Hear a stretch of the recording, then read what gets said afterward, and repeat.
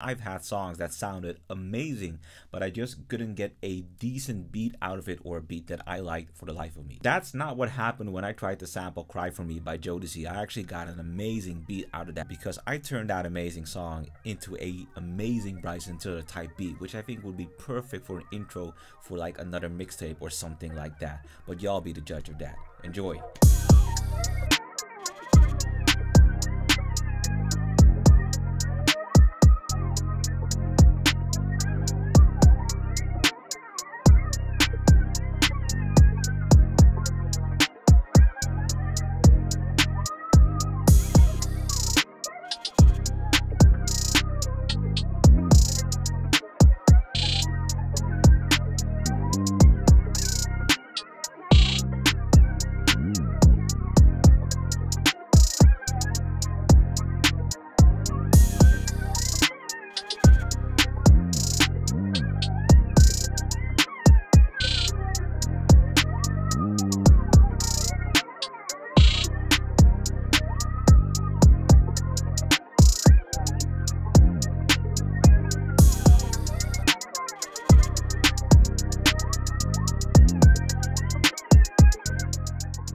Now, I assume that we're all fans of 90s R&B on this channel, regardless of what generation you were born in, so there's really no reason for me to explain to you who Jodeci is, what they do, and what they have done for R&B in general. I really shouldn't, especially not given the fact that Freaking You by Jodeci, my favorite 90s R&B song, my definitive 90s R&B song, my definitive R&B song in general, was famously used in Golden Wind.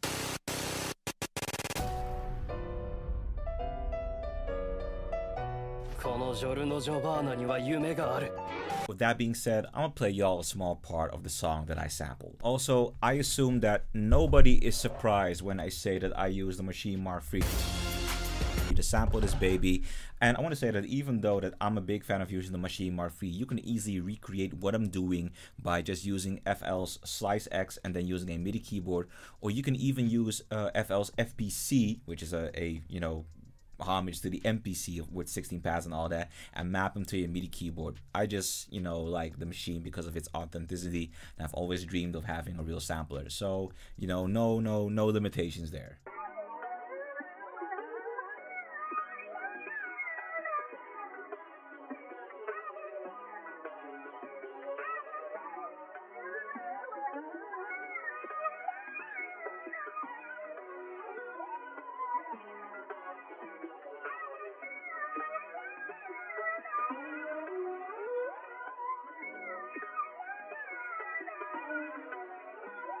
Now, I don't think there's anything about my processing that you haven't heard me say before, but for the sake, I'll just break it down real quick. I always start off with Ozone 9 Dynamics and Neutron Freeze Equalizer, and these are mostly geared to making sure that my sample is sitting in a mix better by taming a lot of the dynamics of the mid frequencies, a little bit of the lower frequencies, and if necessary, somewhat of the high frequencies. As you can see, I perform some hefty compressions. I supplement that with an equalizer, cut off a lot of the low frequencies, cut off a lot of the high frequencies, and that which remains is being compressed, of course. Usually, if need be, usually my compressor suffices for the mids, but usually if need be, I add a little bit of cuts in what remains in the middle as well. After that, it's mostly about flare, choral, and shaper box, and these are purely for aesthetic reasons, so that they really sound vibey, wavy, spacey. You know, chorus and flare are amazing in combination with each other to, you know, add a little bit of sauce, especially that trapsoul sauce to your sample. And I really love the filter by shaper box, of course, just to make the sample a little bit more dynamic. And of course, I top it off by sending all of it to a reverb bus, on which I have little plate, Neutron Freeze EQ, choral, and crystallizer.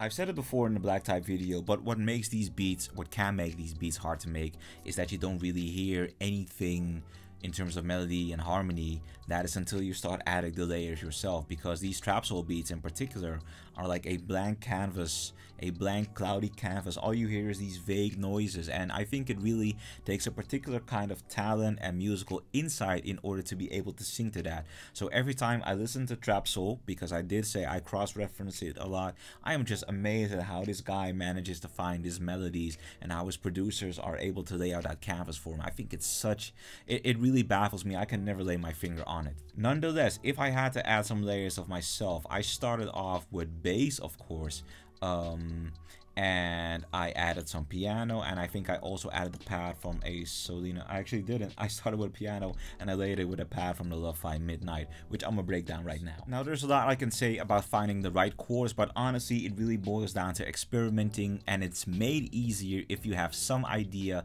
of chord theory, because that'll make it easier to determine for yourself which chords you're supposed to use, and it may also determine what liberties you can take, actually. So that's really cool. So as you can see, I am rocking with a inverted C minor 7 chord right here, which I'm playing 3 times. Then I've got an inverted F minor 7 chord, which I'm playing 3 times, and then this is actually supposed to be another C minor 7 chord right here. So it's 2 chords essentially that I am playing, and I have that in a piano layer. This is the mini V. I have that. This is Lo-Fi. I have that in the piano layer of the Piano V2 by Arturia, and I have the Lo-Fi Midnight playing a dope pad right here. So if I play them together, that's when it really starts to come together like this.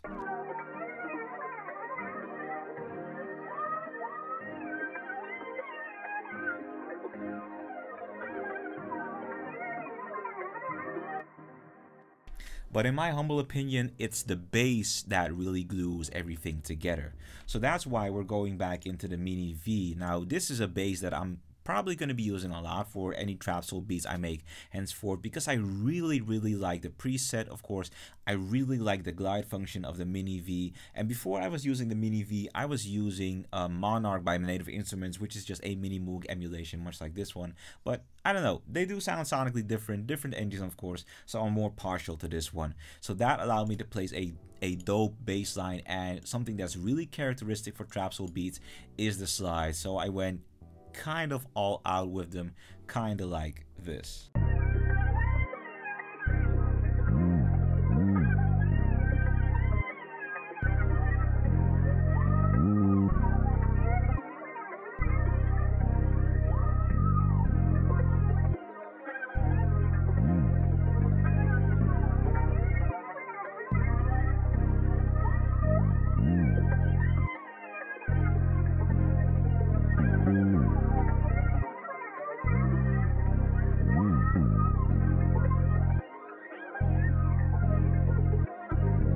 So I'm not gonna hold you. Actually, drums were the first thing that I added, but that's mostly for myself, so I have a frame of reference.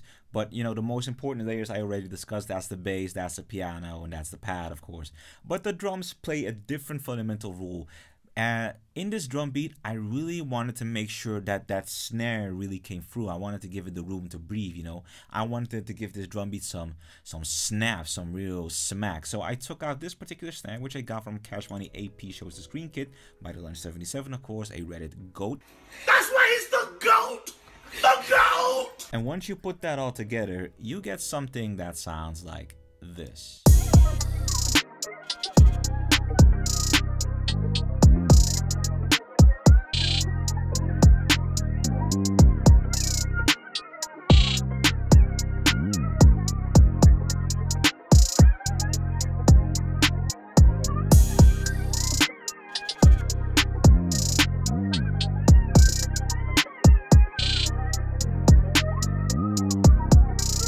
Now, if I had to give a final tip, I feel that when you make a drum groove for a trapsoul type beat and you want something that has a lot of bounce, you want something that's hard hitting, I usually try to make sure that I have a kick starting with each bass note. Not always, but mostly, because that really emphasizes the accent. I really like that combination of a hard hitting kick and a real subby bass. It really gives me the feeling of dynamic of energy. There's a lot of energy buildup in that, and that might sound vague to you, but I encourage you, experiment with that, because you'll see for yourself. It's super dope. Also, if making a bass line with slides, try to treat your slides as passing notes. You know what passing notes are. Notes are notes that connect like a note from one interval to the other. They're like the in-betweens, and they're like your icing on the cake. And if you master the art of passing notes, like making that journey from one note to another a bit more logical by adding like a pit stop, you get some amazing slides. And I feel that mastering passing notes is actually the key to mastering slides for trapsoul beats, but also for drill, also for regular trap beats, so combine your kick and your subby bass, let that energy build up, and master the art of passing notes for your slides, whatever you're doing. And with that being said, beautiful folks, I really hope you enjoyed this video. I hope it was educational or entertaining. I prefer both, but I hope it's at least one of those two. And I hope to see y'all back for the next video. Now y'all be easy. Peace.